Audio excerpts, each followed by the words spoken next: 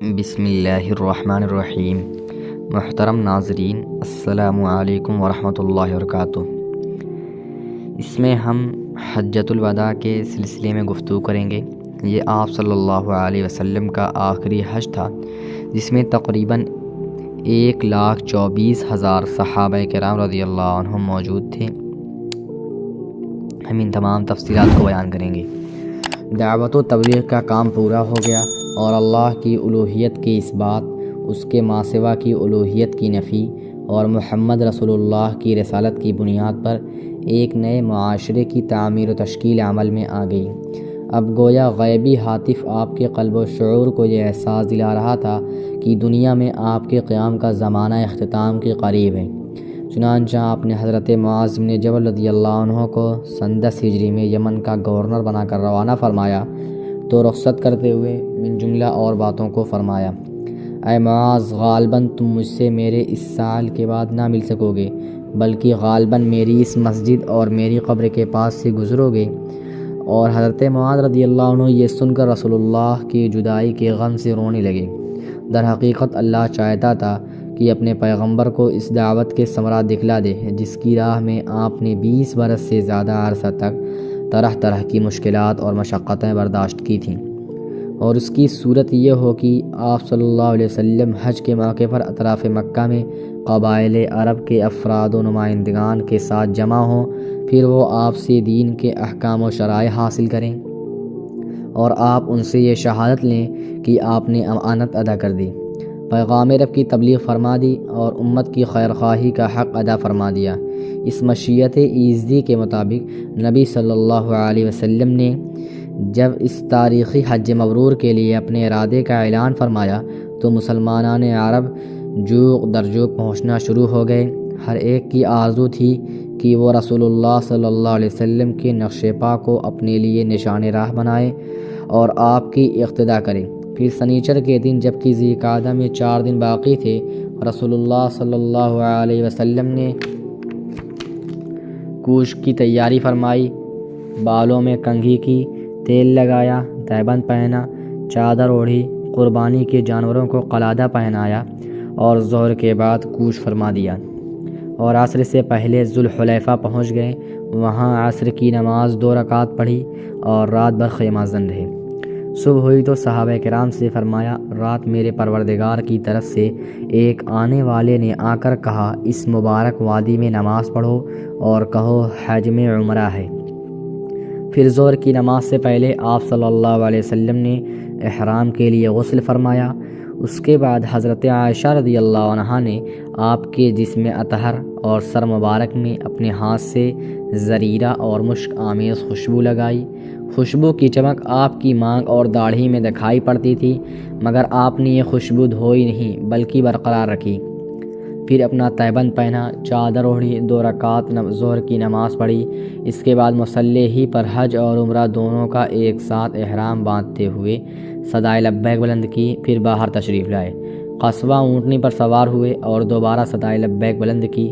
اس کے بعد اونٹنی پر سوار کھلے میدان میں تشریف لے گئے تو وہاں بھی لبیک پکارا۔ اس کے بعد آپ نے اپنا سفر جاری رکھا۔ ہفتہ بھر بعد جب آپ سر شام مکہ کے قریب پہنچے تو ذی طویٰ میں ٹھہر گئے، وہیں رات گزاری اور فجر کی نماز پڑھ کر غسل فرمایا۔ پھر مکہ میں صبح دم داخل ہوئے۔ یہ اتوار 4 ذی الحجہ سن 10 ہجری کا دن تھا۔ راستے میں 8 راتیں گزری تھیں۔ اوسط رفتار سے اس مسافت کا یہی حساب بھی ہے۔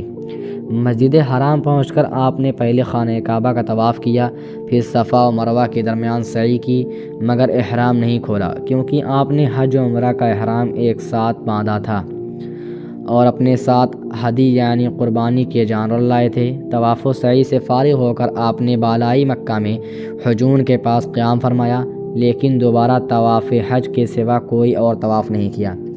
آپ کے جو صحابہ کرام اپنے ساتھ ہدی نہیں لائے تھے، آپ نے انہیں حکم دیا کہ وہ اپنا احرام عمرے میں تبدیل کر دیں اور بیت اللہ کا طواف اور صفا و مروہ کی سعی کر کے پوری طرح حلال ہو جائیں، لیکن چونکہ خود حلال نہیں ہو رہے تھے آپ صلی اللہ علیہ وسلم، اس لیے صحابہ کرام کو تردد ہوا۔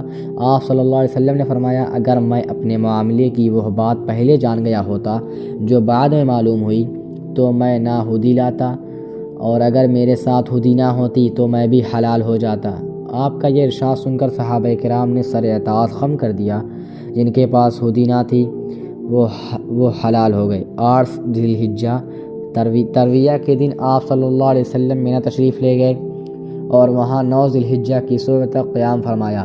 ظہر، عصر، مغرب، عشاء اور فجر 5 وقت کی نمازیں وہیں پڑھیں، پھر اتنی دیر تک توقف فرمایا کہ سورج طلوع ہو گیا۔ اس کے بعد عرفہ کو چل پڑے۔ وہاں پہنچے تو وادی نمرہ میں قبہ تیار تھا، اس میں نزول فرمایا۔ جب سورج ڈھل گیا تو آپ کے حکم سے قصبہ پر کجاوا کسا گیا اور آپ صلی اللہ علیہ وسلم بطن وادی میں تشریف لے گئے۔ اس وقت آپ کے گرد 1,24,000 یا 1,44,000 انسانوں کا سمندر ٹھانٹھیں مار رہا تھا۔ آپ نے ان کے درمیان ایک جامع خطبہ ارشاد فرمایا۔ آپ نے فرمایا، لوگو میری بات سن لو، کیونکہ میں نہیں جانتا شاید اپنے اس سال کے بعد اس مقام پر تم مجھ سے کبھی نہ مل سکو گے۔ تمہارا خون اور تمہارا مال ایک دوسرے پر اسی طرح حرام ہے جس طرح تمہارے آج کے دن کی، رواں مہینے کی اور موجودہ شہر کی حرمت ہے۔ سن لو، جاہلیت کی ہر چیز میرے پاؤں تلے رون دی گئی، جاہلیت کے خون بھی ختم کر دیے گئے، اور ہمارے خون میں سے پہلا خون جسے میں ختم کر رہا ہوں وہ ربیہ بن حارث کے بیٹے کا خون ہے۔ جب بچہ بنو سعد میں دودھ پی رہا تھا کہ انہی ایام میں قبیلہ حذیل نے اسے قتل کر دیا اور جاہلیت کا سود ختم کر دیا گیا، اور ہمارے سود میں سے پہلا سود جسے میں ختم کر رہا ہوں وہ عباس ابن عبد المطلب کا سود ہے۔ اب یہ سارا کا سارا سود ختم ہے۔ ہاں، عورتوں کے بارے میں اللہ سے ڈرو، کیونکہ تم نے انہیں اللہ کی امانت کے ساتھ لیا ہے اور اللہ کے کلمے کے ذریعے حلال کیا ہے۔ ان پر تمہارا حق ہے کہ وہ تمہارے بستر پر کسی ایسے شخص کو نہ آنے دیں جو تمہیں گوارا نہیں۔ اگر وہ ایسا کریں تو تم انہیں مار سکتے ہو، لیکن سخت مار نہ مارنا، اور تم پر ان کا حق یہ ہے کہ تم انہیں معروف کے ساتھ کھلاؤ اور پہناؤ۔ اور میں تم میں ایسی چیز چھوڑے جا رہا ہوں کہ اگر تم نے اسے مضبوطی سے پکڑے رکھا تو اس کے بعد ہرگز گمراہ نہ ہوگے، اور وہ ہے اللہ کی کتاب۔ لوگو یاد رکھو، میرے بعد کوئی نبی نہیں اور تمہارے بعد کوئی امت نہیں، لہٰذا اپنے رب کی عبادت کرنا، 5 وقت نماز پڑھنا، رمضان کے روزے رکھنا، خوشی خوشی اپنے مال کی زکوٰۃ دینا، اپنے پروردگار کے گھر کا حج کرنا اور اپنے حکمرانوں کی اطاعت کرنا۔ ایسا کرو گے تو اپنے پروردگار کی جنت میں داخل ہوگے۔ اور تم سے میرے متعلق پوچھا جانے والا ہے تو تم لوگ کیا کہو گے؟ صحابہ نے کہا، ہم شہادت دیتے ہیں کہ آپ نے تبلیغ کر دی، پیغام پہنچا دیا اور خیر خواہی کا حق ادا فرما دیا۔ یہ سن کر آپ نے انگشت سعادت کو آسمان کی طرف اٹھایا اور لوگوں کی طرف جھکاتے ہوئے 3 بار فرمایا، اے اللہ گواہ رہا۔ آپ کے ارشادات کو ربیہ بن امیہ بن خلف اپنی آواز سے لوگوں تک پہنچا رہے تھے۔ جب آپ صلی اللہ علیہ وسلم خطبہ سے فارغ ہو چکے تو اللہ عز و جل نے یہ بات نازل فرمائی، الیوم اکملت لکم دینکم واتممت علیکم نعمتی ورضیت لکم الاسلام دینا۔ آج میں نے تمہارے لیے تمہارا دین مکمل کر دیا اور تم پر اپنی نعمت پوری کر دی اور تمہارے لیے اسلام کو بحیثیت دین پسند کر لیا۔ حضرت عمر رضی اللہ عنہ نے یہ آیت سنی تو رونے لگے۔ دریافت کیا گیا کہ آپ کیوں رو رہے ہیں؟ فرمایا، اس لیے کہ کمال کے بعد زوال ہی تو ہے۔ خطبے کے بعد حضرت بلال رضی اللہ عنہ نے اذان اور پھر اقامت کہی اور رسول اللہ صلی اللہ علیہ وسلم نے ظہر کی نماز پڑھائی۔ اس کے بعد حضرت بلال رضی اللہ عنہ نے پھر اقامت کہی اور آپ صلی اللہ علیہ وسلم نے عصر کی نماز پڑھائی، اور ان دونوں نمازوں کے درمیان کوئی اور نماز نہیں پڑھی۔ اس کے بعد سوار ہو کر آپ جائے وقوف پر تشریف لے گئے، اپنی اونٹنی قصوہ کا شکم چٹانوں کی جانب کیا اور حبل مشاط پیدل چلنے والوں کی راہ میں واقع ریتیلے توندے کو سامنے کیا اور قبلہ رخ مسلسل اسی حالت میں وقوف فرمایا یہاں تک کہ سورج غروب ہونے لگا۔ تھوڑی زردی ختم ہوئی، پھر سورج کی ٹکیا غائب ہو گئی اس کے بعد آپ صلی اللہ علیہ وسلم نے حضرت اسامہ رضی اللہ عنہ کو پیچھے بٹھایا اور وہاں سے روانہ ہو کر مزدلفہ تشریف لے گئے۔ مزدلفہ میں مغرب اور عشاء کی نمازیں ایک اذان اور 2 اقامت سے پڑھیں، درمیان میں کوئی نفل نماز نہیں پڑھی۔ اس کے بعد آپ صلی اللہ علیہ وسلم لیٹ گئے اور طلوع فجر تک لیٹے رہے۔ البتہ صبح نمودار ہوتے ہی اذان و اقامت کے ساتھ فجر کی نماز پڑھی۔ اس کے بعد قصوہ پر سوار ہو کر مشعر حرام تشریف لائے اور قبلہ رخ ہو کر اللہ سے دعا کی اور اس کی تکبیر و تحلیل اور توحید کے کلمات کہے۔ یہاں اتنی دیر تک ٹھہرے رہے کہ خوب اجالا ہو گیا۔ اس کے بعد سورج طلوع ہونے سے پہلے مینا کے لیے روانہ ہو گئے اور اب کی بار حضرت فضل بن عباس رضی اللہ عنہ کو اپنے پیچھے سوار کیا۔ بطن محصر میں پہنچے تو سواری کو ذرا تیزی سے دوڑایا، پھر جو درمیانی راستہ جمرہ کبریٰ پر نکلتا تھا اس سے چل کر جمرہ کبریٰ پر پہنچے۔ اس زمانے میں وہاں ایک درخت بھی تھا اور جمرہ کبریٰ اس درخت کی نسبت سے بھی معروف تھا۔ اس کے علاوہ جمرہ کبریٰ کو جمرہ عقبہ اور جمرہ اولیٰ بھی کہتے ہیں۔ پھر آپ نے جمرہ کبریٰ کو 7 کنکریاں ماری، ہر کنکری کے ساتھ تکبیر کہتے جاتے تھے۔ کنکریاں چھوٹی چھوٹی تھیں جنہیں چٹکی میں لے کر چلایا جا سکتا تھا۔ آپ صلی اللہ علیہ وسلم نے یہ کنکریاں بطن وادی میں کھڑے ہو کر ماری تھیں۔ اس کے بعد آپ صلی اللہ علیہ وسلم قربان گاہ تشریف لے گئے اور اپنے دست مبارک سے 63 اونٹ ذبح کیے، پھر حضرت علی رضی اللہ عنہ کو سونپ دیا۔ انہوں نے بقیہ 37 اونٹ ذبح کیا۔ اس طرح 100 اونٹ کی تعداد پوری ہو گئی۔ آپ صلی اللہ علیہ وسلم نے حضرت علی رضی اللہ عنہ کو بھی اپنی ہدی میں شریک فرما لیا تھا۔ اس کے بعد آپ صلی اللہ علیہ وسلم کے حکم سے ہر اونٹ کا ایک ایک ٹکڑا کاٹ کر ہانڈی میں ڈالا اور پکایا گیا۔ پھر آپ صلی اللہ علیہ وسلم نے اور حضرت علی رضی اللہ عنہ نے اس گوشت میں سے کچھ تناول فرمایا اور اس کا شوربہ پیا۔ بعد ازاں رسول اللہ صلی اللہ علیہ وسلم سوار ہو کر مکہ تشریف لے گئے، بیت اللہ کا طواف فرمایا، اسے طواف افاضہ کہتے ہیں، اور مکہ ہی میں ظہر کی نماز ادا فرمائی۔ پھر چاہ زمزم پر بنو عبد المطلب کے پاس تشریف لے گئے۔ وہ حجاج کرام کو زمزم کا پانی پلا رہے تھے۔ آپ صلی اللہ علیہ وسلم نے فرمایا، بنو عبد المطلب تم لوگ پانی کھینچو۔ اگر یہ اندیشہ نہ ہوتا کہ پانی پلانے کے اس کام میں لوگ تمہیں مغلوب کر دیں گے تو میں بھی تم لوگوں کے ساتھ کھینچتا۔ یعنی اگر صحابہ کرام رسول اللہ صلی اللہ علیہ وسلم کو خود پانی کھینچتے ہوئے دیکھتے تو ہر صحابی خود پانی کو کھینچنے کی کوشش کرتا، اور اس طرح حجاج کو زمزم پلانے کا جو شرف بنو عبد المطلب کو حاصل تھا، اس کا نظم ان کے قابو میں نہ رہ جاتا۔ چنانچہ بنو عبد المطلب نے آپ کو ایک ڈول پانی دیا اور آپ صلی اللہ علیہ وسلم نے اس میں سے حسب خواہش پیا۔ آج یوم النحر تھا، یعنی ذی الحجہ کی 10 تاریخ تھی۔ نبی صلی اللہ علیہ وسلم نے آج بھی دن چڑھے چاشت کے وقت ایک خطبہ ارشاد فرمایا تھا۔ خطبے کے وقت آپ صلی اللہ علیہ وسلم خچر پر سوار تھے اور حضرت علی رضی اللہ عنہ آپ کے ارشادات صحابہ کو سنا رہے تھے۔ صحابہ کرام کچھ بیٹھے اور کچھ کھڑے تھے۔ آپ صلی اللہ علیہ وسلم نے آج کے خطبے میں بھی کل کی کئی باتیں دہرائی۔ صحیح بخاری اور صحیح مسلم میں حضرت ابوبکر رضی اللہ عنہ کا یہی بیان مروی ہے کہ نبی اکرم صلی اللہ علیہ وسلم نے ہمیں یوم النحر یعنی 10 ذی الحجہ کو خطبہ دیا۔ فرمایا، زمانہ گھوم کر پھر اپنی اسی دن کی حد پر پہنچ گیا ہے جس دن اللہ نے آسمان و زمین کو پیدا کیا تھا۔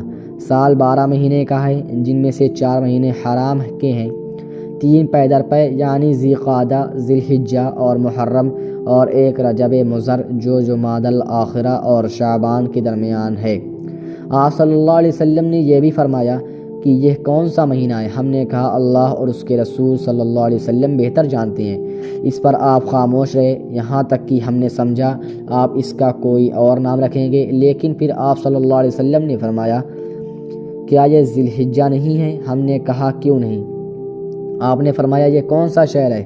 ہم نے کہا اللہ اور اس کے رسول زیادہ بہتر جانتے ہیں۔ اس پر آپ خاموش رہے، یہاں تک کہ ہم نے سمجھا آپ صلی اللہ علیہ وسلم اس کا کوئی اور نام رکھیں گے، مگر آپ نے فرمایا، کیا یہ بلد مکہ نہیں ہے؟ ہم نے کہا کیوں نہیں؟ آپ صلی اللہ علیہ وسلم نے فرمایا، اچھا تو یہ دن کون سا ہے؟ ہم نے کہا اللہ اور اس کے رسول صلی اللہ علیہ وسلم بہتر جانتے ہیں۔ اس پر آپ خاموش رہے، یہاں تک کہ ہم نے سمجھا کہ آپ اس کا کوئی اور نام رکھیں گے، مگر آپ نے فرمایا کیا یہ یوم النحر قربانی کا دن یعنی 10 ذی الحجہ نہیں ہے؟ ہم نے کہا کیوں نہیں؟ آپ نے فرمایا اچھا تو سنو کہ تمہارا خون، تمہارا مال، تمہاری آبرو ایک دوسرے پر ایسے ہی حرام ہے جیسے تمہارے اس شہر اور تمہارے اس مہینے میں تمہارے آج کے دن کی حرمت ہے، اور تم لوگ بہت جلد اپنے پروردگار سے ملو گے اور وہ تم سے تمہارے اعمال کے متعلق پوچھے گا، لہٰذا دیکھو میرے بعد پلٹ کر گمراہ نہ ہو جانا کہ آپس میں ایک دوسرے کی گردنیں مارنے لگو۔ بتاؤ کیا میں نے تبلیغ کر دی؟ صحابہ نے کہا ہاں۔ آپ نے فرمایا اے اللہ گوارا، جو شخص موجود ہے وہ غیر موجود تک میری باتیں پہنچا دے، کیونکہ بعض وہ افراد جن تک یہ باتیں پہنچائی جائیں گی وہ بعض موجودہ سننے والے سے کہیں زیادہ ان باتوں کے دروبست کو سمجھ سکیں گے۔ ایک روایت میں ہے کہ آپ نے اس خطبے میں بھی یہ بھی فرمایا یاد رکھو کوئی بھی جرم کرنے والا اپنے سوا کسی کے اوپر جرم نہیں کرتا، یعنی اس جرم کی پاداش میں کوئی اور نہیں بلکہ خود مجرم ہی پکڑا جائے گا۔ یاد رکھو جرم کرنے والا اپنے بیٹے پر یا کوئی بیٹا اپنے باپ پر جرم نہیں کرتا، یعنی باپ کے جرم میں بیٹے کو یا بیٹے کے جرم میں باپ کو نہیں پکڑا جائے گا۔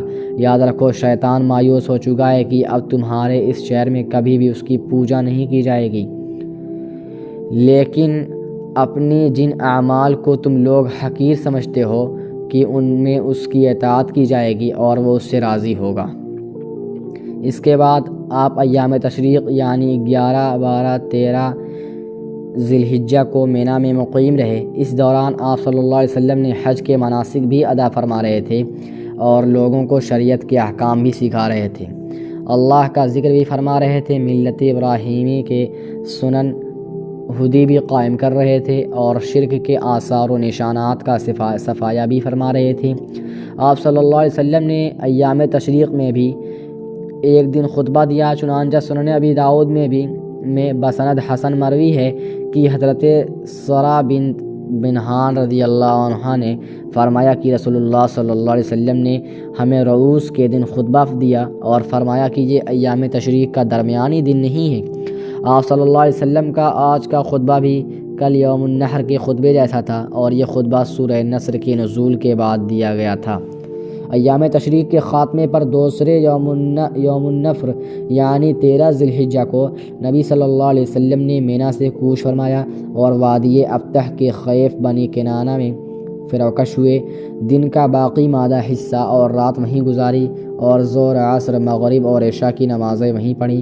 البتہ عشاء کے بعد تھوڑا سا سو کر اٹھے، پھر سوار ہو کر بیت اللہ تشریف لے گئے اور طواف وداع فرمائے، اور اب تمام مناسک حج سے فارغ ہو کر آپ صلی اللہ علیہ وسلم نے سواری کا رخ مدینہ منورہ کی راہ پر ڈال دیا، اس لیے نہیں کہ وہاں پہنچ کر راحت فرمائیں بلکہ اس لیے کہ اب پھر اللہ کی خاطر اللہ کی راہ میں ایک نئی جد و جہد کا آغاز فرمائیں۔